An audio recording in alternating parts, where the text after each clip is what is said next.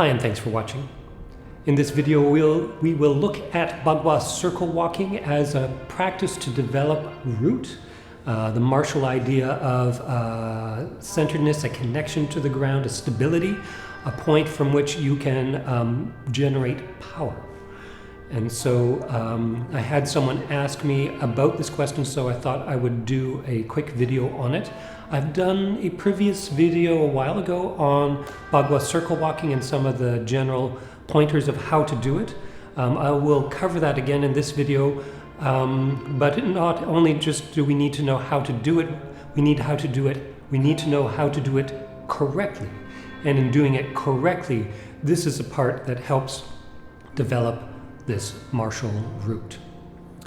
So from my perspective, the thing I emphasized before is 4 different components to the circle walking step, right?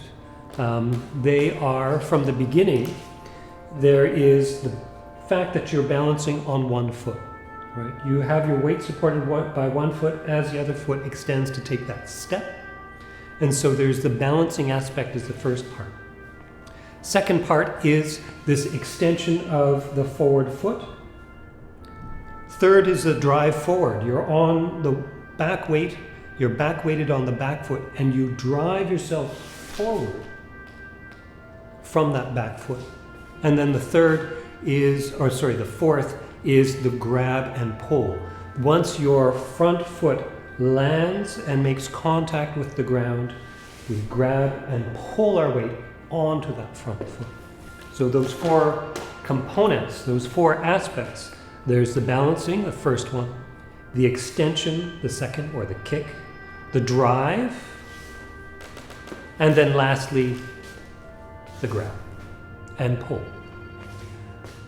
These 4 elements, different styles of Bagua will emphasize some of these more than others, these 4 different phases.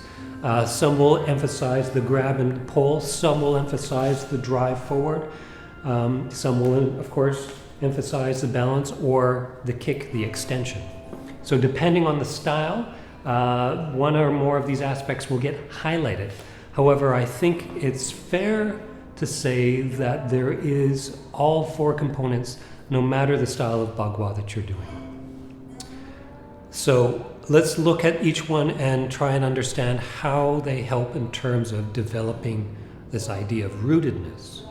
The first one, of course, is the balancing. The balancing requires this ankle strength and a strengthening and coordination of all the muscles around the shin. And so, of course, this is part of that ability to connect down into the ground. So simply balancing practice, there is a Bagua 8 posture balancing practice, which also focuses just on this. It's a static thing where you go through 8 different postures, each one holding the posture, standing on one leg. And then when you've gone through the 8 postures, then you do the same thing on the other side. I think I have a video about that as well. As part of the circle walking practice, of course, each time you come onto that foot, there is that balancing practice. The second part is this extension, this kick forward, here, right? This kick forward, when you think about it, for it to have, it's as a technique, it is something where it's, of course, can be something where you're striking with the front of the toes, striking through. I actually tend to prefer thinking about it as something where you're extending with the front of the shin. So either way, though, it's a sort of chiseling strike coming in, trying to take away the other person's stance.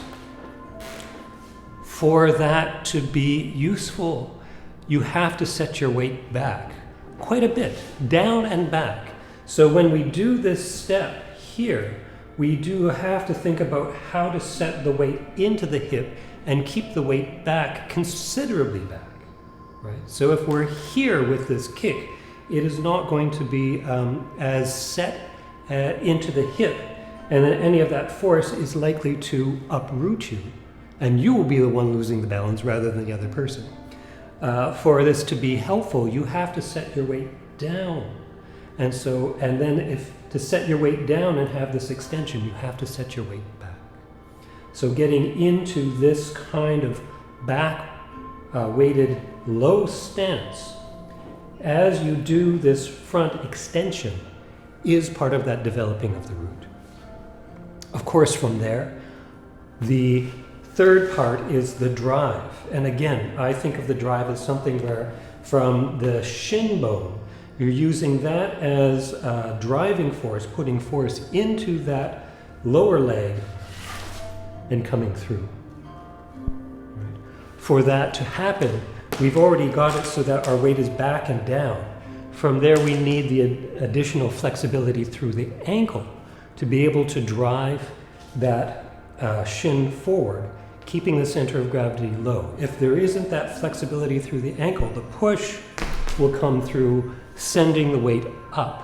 When we want the push to come through, sending the weight forward. And then the last part is the grab and pull. As soon as this front foot, which stays parallel to the ground, as soon as it makes contact with the ground, then there is the grab and the pull. The grab is worth discussing a small detail about, because with the grab is not something where you're scrunching your your toes. If you scrunch your toes, all you'll succeed in doing is actually bringing your foot further away from the ground. So the grab, the best way for me to describe it is to think of it as something where you press the toes into the ground.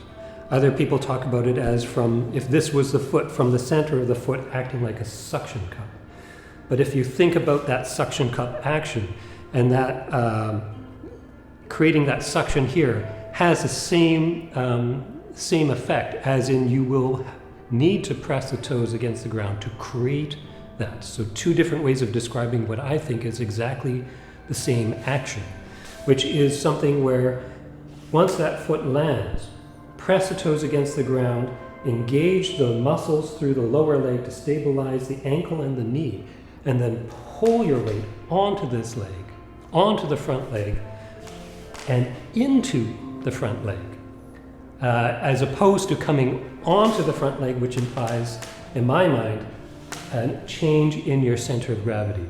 So instead of something where your weight comes up and you're on top of the leg, you want to have something where you grab and pull and you stay set down into the leg. This gets you set up again on that first phase, the balancing stage. Here, there we go, that's better. And then from the balancing, we keep our weight set back and down, do that extension, that kick or that thrust from the shin. From there, having that extension, drive through, and then again, once that foot makes contact with the ground, grab and pull. 4 stages, 4 key things to keep in mind, all of which, if done correctly, will help to develop this idea of a martial root. I hope this information is helpful for you. Keep training, keep practicing. Take care.